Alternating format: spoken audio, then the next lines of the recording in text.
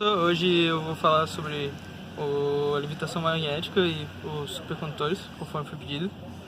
A princípio, os supercondutores são materiais assim, que tu pode até encontrar no dia a dia, como o mercúrio em um termômetro, por exemplo. Só que o que ele precisa para diminuir a resistência dele seria diminuir a temperatura dele próximo ao 0 Kelvin, que, por exemplo, o mercúrio ele tem que estar a 4,15 kelvins, que é muito próximo do zero absoluto. Aqui também tem algumas aplicações da tecnologia nos supercondutores, que são, por exemplo, o maglev, que seria tu ter um trilho de algum material elétrico específico, e tu ter o trem que ele tem esses supercondutores super resfriados, que eles fiquem flutuando sempre. O problema disso nesses trens, por exemplo, é justamente de tu conseguir manter esses materiais resfriados o tempo inteiro. Até na indústria em geral, a dificuldade mesmo é em manter ele sempre resfriado. Outras aplicações seriam... Aqui, calma aí, eu perdi aqui. Outras aplicações, por exemplo, seriam... Tem a ressonância magnética, que funciona também, para tu analisar partes do cérebro, assim, impulsos elétricos e tudo mais.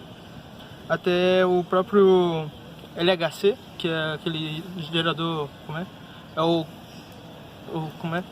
Porra, esqueci agora. Os supercondutores até são usados no LHC, que seria aquele colisor de partículas que tem aqui no Brasil.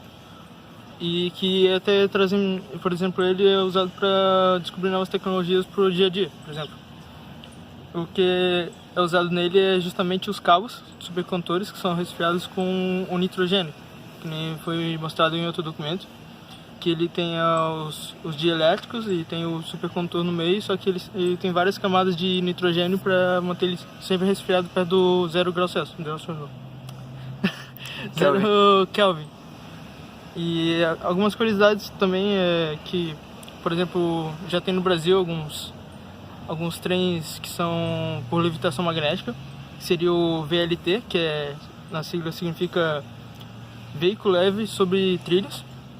Não só no Brasil, mas em todos os continentes já existe. Inclusive, por exemplo, na África tem 2 países que eles têm esse veículo. Nos Estados Unidos tem, por exemplo. Foi onde implementaram pela primeira vez, inclusive. E no Brasil, por exemplo, ele chegou primeiramente no Nordeste, no Ceará, e foi implantado depois em outros estados, como o Rio de Janeiro e São Paulo. E a tua câmera parou. Continuando ainda com os veículos leves sobre trilhos, um dos benefícios dele é que ele usa só energia elétrica, ou às vezes o biodiesel, que assim eles não emitem poluição, ou muito pouca poluição atmosférica, que ajuda até nos problemas ambientais, como o aquecimento global.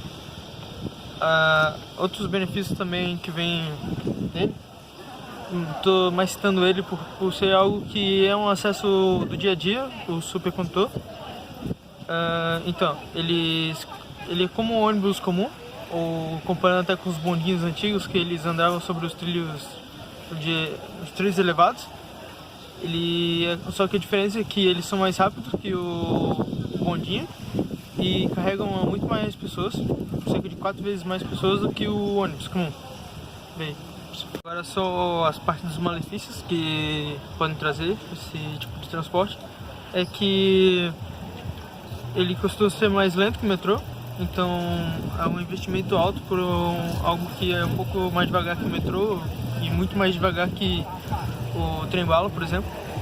Só que, por outro lado, eles fazem muito menos paradas que esses daí, que os mesmos. Além de poder ocasionar acidentes, já que às vezes eles andam junto com os outros meios de transporte, o que isso é ruim. E também por ser uma tecnologia nova, algo que está sendo implementado ainda, acaba tendo um alto custo de implementação e até pela pesquisa. É isso. Agora, só para finalizar com o trabalho, dar uma passada rápida falando sobre as leis, a lei de Lenz e de Faraday. A lei de Lenz seria até o que a gente já viu em sala, que seria a regra da mão direita, que é onde você tem um condutor, no caso um supercondutor. Ele tem com o dedão você vai indicar o sentido da corrente com o dedão, e com as mãos tu vai indicar onde seria o sentido do campo magnético. Isso ajuda até porque tu vai precisar saber disso na hora de fazer uma levitação magnética, por exemplo. Então tu precisa saber o sentido da corrente e o sentido precisa saber o sentido da corrente e o sentido de rotação do campo magnético. E a lei de Faraday seria a lei da indução magnética, que no caso é justamente de tu aproximar um ímã perto de um condutor, e ele vai direcionar o sentido do campo magnético. Isso.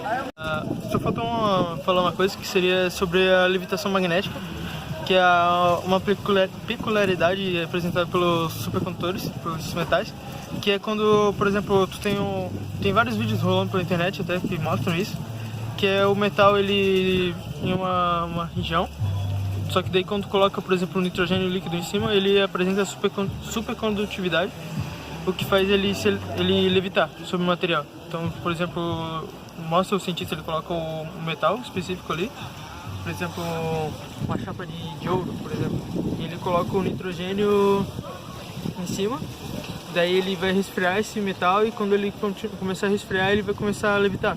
Aí sempre saindo aquela fumaça do nitrogênio. E é basicamente isso.